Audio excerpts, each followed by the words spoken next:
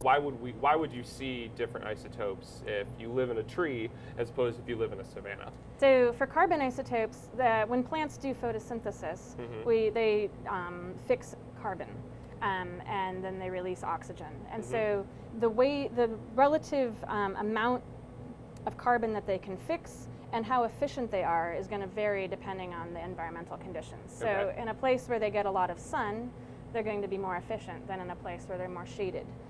Also, there's going to be it's going to be less moist. The relative humidity is going to be lower in an open habitat versus a closed one like a forest floor. Okay. And so those are the main reasons. Also, within a forest floor, specifically if we have like a very dense forest, which is true for a lot of tropical forests, they have a very closed canopy, we say. So there's not much light that makes it to the forest floor. It gets quite moist. And also there's a lot of organisms that live in the soil, and they break down organic matter and they respire CO2 when they do that. And that carbon dioxide has a different carbon isotope ratio than they would in the atmosphere. So your typical atmospheric CO2 carbon isotope ratio is globally around -8 per mil today. It's changing over time because we've been releasing fossil fuels.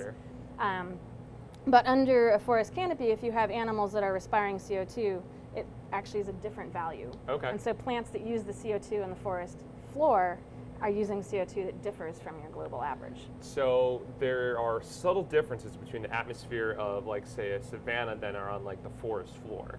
Mostly what happens is when you have a very closed habitat like a dense forest, there's not as much air movement, and so the air doesn't circulate as well. So some of that gets trapped in there. Gotcha. So that carbon dioxide kind of sticks around at the bottom of the forest floor. Yes. That's really, really cool. Yeah, it's called the canopy effect, and it's really useful.